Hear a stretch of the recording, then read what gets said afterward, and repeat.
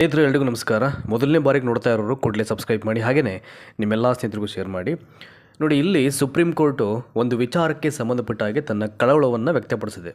ಸಾಕಷ್ಟು ಇಲಾಖೆ ಅಂಡರಲ್ಲಿ ಕೆಲಸ ಮಾಡ್ತಕ್ಕಂಥ ಸಾಕಷ್ಟು ನೌಕರರು ಇರ್ತಾರೆ. ಅದರಲ್ಲಿ ಸಂಘಟಿತ ನೌಕರರು ಮತ್ತು ಅಸಂಘಟಿತ ನೌಕರರು ಅಂತಕ್ಕಂಥ ಎರಡೂ ವರ್ಗದ ನೌಕರರು ಅಲ್ಲಿ ತಮ್ಮ ಸೇವೆಯನ್ನು ನಿರ್ವಹಣೆ ಮಾಡ್ತಾ ಇರ್ತಾರೆ. ಸೊ ಇಲ್ಲಿ ಏನು ವಿಚಾರ ಆಗಿದ್ರೆ, ಈ ಕಾಯಂ ನೌಕರಿಗಿರ್ತಕ್ಕಂಥ ಸೌಲಭ್ಯಗಳಾಗಲಿ ಮತ್ತು ಅವರಿಗೆ ಸಿಗ್ತಕ್ಕಂಥ ವೇತನಗಳಾಗಲಿ ಯಾಕೆ ಈ ತಾತ್ಕಾಲಿಕ ನೌಕರಿಗೆ ಇದು ಸಿಗ್ತಾ ಇಲ್ಲ, ಏನಾಗ್ತಾ ಇದೆ ಸಮಸ್ಯೆ ಅಂತ ಇದಕ್ಕೆ ಸಂಬಂಧಪಟ್ಟಾಗಿ ಕೋರ್ಟ್ ಈಗ ಕಳವಳವನ್ನು ವ್ಯಕ್ತಪಡಿಸ್ತಾ ಇದೆ. ನಿಮಗೆಲ್ಲ ಗೊತ್ತೇ ಇದೆ, ಈಗ ಮಿನಿಮಮ್ ಪೇ ಸ್ಕೇಲ್ ಆ್ಯಕ್ಟು ಬರೀ ಆ ಕಾಯ್ದೆ ಎಲ್ಲಿ ಪ್ರಿಂಟ್ ಆಗಿದೆ, ಆ ಬಿಳಿ ಪೇಪರಲ್ಲಿ ಪ್ರಿಂಟ್ ಆಗಿದೆ ನೋಡಿ ಕಾಯ್ದೆ, ಅಲ್ಲಿಗೆ ಮಾತ್ರ ಸೀಮಿತ ಆಗಿಬಿಟ್ಟಿದೆ. ಅದು ಸಾಕಷ್ಟು ವರ್ಷಗಳಿಂದ ಸರಿಯಾದ ರೀತಿ ಅದು ಪ್ರತಿಯೊಂದು ಇಲಾಖೆಯಲ್ಲಿ ಕೆಲಸ ಮಾಡ್ತಕ್ಕಂಥ ಗುತ್ತಿಗೆ ನೌಕರಾಗಿರ್ಬೋದು, ಅರೆಕಾಲಿಕ ನೌಕರಾಗಿರ್ಬೋದು, ಅಥವಾ ಒಂದು ತಾತ್ಕಾಲಿಕ ನೌಕರಾಗಿರ್ಬೋದು, ಇದು ಯಾರಿಗೂ ಅದು ನ್ಯಾಯಯುತವಾಗಿ ಸಿಗ್ತಾ ಇಲ್ಲ. ಇದಕ್ಕೆ ಸಂಬಂಧಪಟ್ಟಾಗಿ ಒಂದಷ್ಟು ವಿಚಾರಗಳನ್ನು ಮುಂದಿಟ್ಟು ಸುಪ್ರೀಂ ಕೋರ್ಟು ತನ್ನ ಕಳವಳವನ್ನು ವ್ಯಕ್ತಪಡಿಸ್ಬಿಟ್ಟಿದೆ. ಒಂದು 5 ನಿಮಿಷ ಟೈಮ್ ಇದ್ದರೆ ಈ ವಿಡಿಯೋ ಕೊಡಿ, ಎಲ್ಲವನ್ನು ಹೇಳ್ಬಿಡ್ತೀನಿ ನಾನು.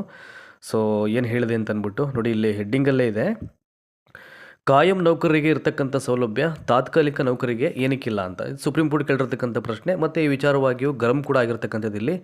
ನೆಕ್ಸ್ಟು, ಸರ್ಕಾರಿ ಮತ್ತು ಸಾರ್ವಜನಿಕ ವಲಯದ ಸಂಸ್ಥೆಗಳಲ್ಲಿ ಕಾಯಂ ಹಾಗೂ ತಾತ್ಕಾಲಿಕ ನೌಕರರ, ದಟ್ ಈಸ್ ಟೆಂಪರರಿ ಎಂಪ್ಲಾಯೀಸ್ ಅಂತ ಹೇಳ್ತಾರೆ, ನಡುವೆ ಇರತಕ್ಕಂಥ ಬೃಹತ್ ತಾರತಮ್ಯದ ಕುರಿತು ಸುಪ್ರೀಂ ಕೋರ್ಟ್ ತನ್ನ ತೀವ್ರ ಕಳವಳವನ್ನು ವ್ಯಕ್ತಪಡಿಸಿದೆ. ಇದೊಂದು ಪದ ಬಳಕೆ ಮಾಡಿದರೆ ಬೃಹತ್ ತಾರತಮ್ಯ ಅಂತ, ಖಂಡಿತವಾಗಲು ಯೂಸ್ ಡಿಫ್ರೆನ್ಸ್ ಇದೆ ಇಲ್ಲಿ. ಯಾವ ಮಟ್ಟಕ್ಕೆ ಅಂತ ನಿರೀಕ್ಷೆಗೂ ಮಾಡದಿರತಕ್ಕಂಥ ಒಂದು ಇಲ್ಲಿ ತಾರತಮ್ಯ ನಡೀತಾನೆ ಇದೆ. ಇಲ್ಲಿ ಪ್ರತಿದಿನ ಇಲ್ಲಿ ಯಾವ ಸರ್ಕಾರಗಳು ಬರಲಿ ಹೋಗಲಿ, ಇದರಂತೂ ಆ ಶೋಷಣೆ ಆಗಲಿ, ಇವರಿಗೆ ತಾರತಮ್ಯ ಮಾಡೋದಾಗಲಿ, ಏನೆಲ್ಲ ಅರೇಂಜ್ಮೆಂಟ್ ಮಾಡಲಿಕ್ಕೆ ಸಾಧ್ಯ ಎಲ್ಲವೂ ನಡೀತಾ ಇದೆ ಈಗ.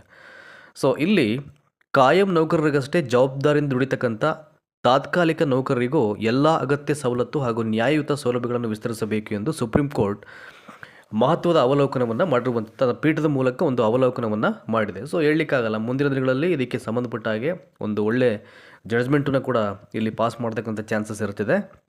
ನೋಡಿ, ಇಲ್ಲಿ ಮುಂದೆ ಹೇಳ್ತಾರೆ, ಒಂದೇ ರೀತಿಯ ಕರ್ತವ್ಯ ನಿರ್ವಹಿಸುವಾಗ ನೌಕರರ ನೇಮಕಾತಿ ಸ್ವರೂಪವನ್ನು ಮುಂದಿಟ್ಟುಕೊಂಡು, ನೋಡಿ ಇಲ್ಲಿ ಚೆನ್ನಾಗಿ ಹೇಳಿದ್ದಾರೆ, ಒಂದೇ ರೀತಿಯ ಕರ್ತವ್ಯ ನಿರ್ವಹಣೆ ಮಾಡಬೇಕಾದ್ರೆ ನೌಕರರ ನೇಮಕಾತಿಯ ಸ್ವರೂಪ, the structure of the recruitment ಅಂತಿರೋದನ್ನು ಅದನ್ನು ನೀವು ಮುಂದಿಟ್ಕೊಂಡು ಏನಕ್ಕೆ ಅವ್ರು ಸಿಗಬೇಕಾದಂಥ ಕೆಲವೊಂದು ಸವಲತ್ತುಗಳಲ್ಲಿ ಡಿಸ್ಕ್ರಿಮಿನೇಷನ್ ಮಾಡ್ತೀರಾ, ತಾರತಮ್ಯ ಮಾಡ್ತೀರಾ ಅಂತ, ಇದು ಯಾವುದೇ ಕಾರಣಕ್ಕೂ ಸರಿಯಲ್ಲ ಇದು ಅಂತ ಈಗ ನ್ಯಾಯಾಲಯ ಪ್ರತಿಪಾದನೆಯನ್ನು ಮಾಡಿರುವಂಥದ್ದು. ನೋಡಿ, ನಾನು ಆರಂಭದಲ್ಲೇ ಹೇಳಿದ್ನಲ್ಲ, ಸಮಾನ ಕೆಲಸಕ್ಕೆ ಸಮಾನ ವೇತನ ಅಂತ ಅಂದ್ಬಿಟ್ಟು ಇದು ಎಲ್ಲಿ ಸಿಗ್ತಾ ಇದೆ?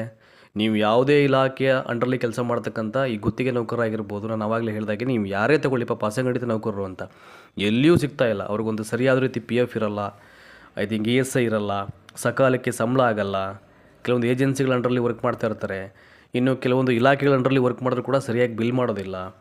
ಆಮೇಲೆ ಈ ವೇತನ ತಾರತಮ್ಯ ಅಂತೂ ಸಿಕ್ಕಾಬಟ್ಟೆ ಇರ್ತಿದೆ. ಕೆಲವೊಂದು ಸರ್ಕಾರಿ ಯೋಜನೆಗಳಂತೂ ಅವರಿಗೆ ಸಿಗೋದೇ ಇಲ್ಲ, ಹೀಗೆಲ್ಲ ಇರ್ತಿದೆ. ಹಾಗಾಗಿ ಸಮಾನ ಕೆಲಸಕ್ಕೆ ಸಮಾನ ವೇತನ ಮತ್ತು ಸಮಾನ ಗೌರವ ಸಿಗಬೇಕು ಎಂಬ ತತ್ವದ ಅಡಿಯಲ್ಲಿ ತಾತ್ಕಾಲಿಕ ಸಿಬ್ಬಂದಿಗೂ ಸಾಮಾಜಿಕ ಭದ್ರತೆ ಹಾಗೂ ಕನಿಷ್ಠ ವೇತನ ಶ್ರೇಣಿಯ ರಕ್ಷಣೆಯನ್ನು ಒದಗಿಸುವುದು ಅಗತ್ಯ ಎಂದು ಇಲ್ಲಿ ಕೋರ್ಟ್ ಹೇಳಿರುವಂಥದ್ದು. ಸೊ ಇಲ್ಲಿ ಒಂದು ಕಡೆ ಪಾಪ ಅಲ್ಲಿ ಕೆಲಸ ಮಾಡ್ತಾರೋ ಹೇಳ್ತಾರೆ, ನಮಗೆ ಒಂದು ಕನಿಷ್ಠ ಕೂಲಿ ವೇತನ ಕಾಯ್ದೆ ಅಂತ ಏನಿದೆ ಈಗ, ಅದರಡಿಯಲ್ಲಿ ನಮಗೆ ವೇತನವನ್ನು ಪಾವತಿ ಮಾಡಿ, ಒಂದಷ್ಟು ನಮಗೆ ಅನ್ವಯ ಆಗ್ತಕ್ಕಂಥ, ಈಗ ನಾವು ಕಾಯಂ ನೌಕರಂತೂ ಅಲ್ವೇ ಅಲ್ಲ, ಅಟ್ಲೀಸ್ಟ್ ನಮಗೆ ಏನೆಲ್ಲ ಸರ್ಕಾರಿ ಸ್ಕೀಮ್ಸು ಸವಲತ್ತುಗಳು ಅನ್ವಯ ಆಗಬೇಕು ಅದನ್ನಾದರೂ ನಮಗೆ ಸಿಗುವಾಗ ಮಾಡಿ ಅಂತಕ್ಕಂಥ, ಇದು ನಿನ್ನೆ ಇವತ್ತಿನ ಕಥೆಯಲ್ಲಿ ಇದು ಸಾಕಷ್ಟು ವರ್ಷಗಳಿಂದ ಈ ಅಸಂಘಟಿತ ನೌಕರ ಮತ್ತು ಗುತ್ತಿಗೆ ನೌಕರ ಒಂದು ವಲಯದಲ್ಲಿ ಇವೆಲ್ಲ ನಡೀತಾ ಬರ್ತಾ ಇದೆ. ಹೋರಾಟಗಳಾಗಿರ್ಬೋದು, ಬಂದಂಥ ಎಲ್ಲ ಸರ್ಕಾರಗಳಿಗೂ ಮನವಿ ಕೊಡೋದಾಗಿರ್ಬೋದು, ಇವ್ರ ಮೇಲೆ ಆಗ್ತಕ್ಕಂಥ ತಾರತಮ್ಯ ಆಗಿರ್ಬೋದು, ಇವೆಲ್ಲವೂ ನಡೀತಾನೆ ಬರ್ತಾ ಇದೆ. ಬಟ್ ಯಾವುದು ಇಲ್ಲಿ ಬದಲಾಗ್ತಿಲ್ಲ ಇಲ್ಲಿ. ಹಾಗಾಗಿ ಇನ್ನೂ ಕೆಲವು ಕಡೆ ಅಂತೂ 10 ವರ್ಷ 20 ವರ್ಷ ಅಲ್ಲ, 30 ವರ್ಷ ಸೇವೆ ಮಾಡಿದ್ರು ಪರ್ಮನೆಂಟ್ ಆಗಲ್ಲ. ಪಾಪ ಅವ್ರು ಹಂಗೆ ಮಾಡಿ ಮಾಡಿ ನಿವೃತ್ತಿ ತಗೊಬಿಡ್ತಾರೆ. ಅವ್ರಿಗೇನೂ ಸಿಗಲ್ಲ, ಅವ್ರ ಜೀವನ ಹಂಗೆ ಕಳೆದೋಗ್ಬಿಡುತ್ತೆ. ನೋಡಿ, ಆ ಪಾಯಿಂಟನ್ನು ಕೋಟ್ ಮಾಡಿದೆ ಕೋರ್ಟ್ ಇಲ್ಲಿ.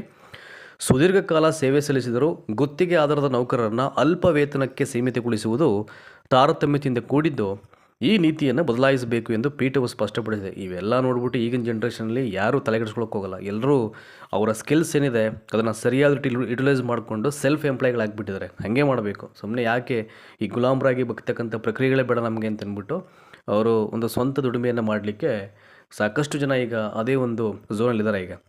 ಸೊ ಈ ಆದೇಶವು ದೇಶಾದ್ಯಂತ ಲಕ್ಷಾಂತರ ತಾತ್ಕಾಲಿಕ ನೌಕರ ಹಿತರಕ್ಷಣೆ ಮತ್ತು ಹಕ್ಕುಗಳ ಹೋರಾಟಕ್ಕೆ ಒಂದು ಹೊಸ ಚೈತನ್ಯವನ್ನು ಇಲ್ಲಿ ಮೂಡಿಸಿರುವಂಥದ್ದು ಅಂತ ಹೇಳಿದ್ದಾರೆ. ನೋಡಬೇಕು ಮುಂದಿನ ದಿನಗಳಲ್ಲಿ ಕೋರ್ಟು ಇದಕ್ಕೆ ಪೂರಕವಾಗಿ ಏನು ತನ್ನ ಆದೇಶವನ್ನು ಪ್ರಕಟ ಮಾಡುತ್ತೆ ಅಂತ ಅಂದ್ಬಿಟ್ಟು ಭಾಳ ಇವೆಲ್ಲವೂ ಕೂಡ ಐ ಥಿಂಕ್ ಸ್ವಾಗತ ಮಾಡಬೇಕಾಗಿರತಕ್ಕಂಥ ವಿಷಯಗಳು. ಇದನ್ನು ಯಾರು ಬಗೆಹರಿಸಬೇಕು ಅಂದರೆ ಕೋರ್ಟ್ ಏನಾದರೂ ಇದಕ್ಕೆ ಜಸ್ಟಿಸ್ ಪ್ರೊವೈಡ್ ಮಾಡಬೇಕು. ಇನ್ನು ಯಾವುದೇ ಸರ್ಕಾರಗಳು ಇದಕ್ಕೆ ಯಾರೂ ಕೈ ಜೋಡಿಸಲ್ಲ ಇಲ್ಲಿ. ಸೊ ಧನ್ಯವಾದ ಈ ಒಂದು ವಿಡಿಯೋನ ವಾಚ್ ಮಾಡೋದಕ್ಕೆ.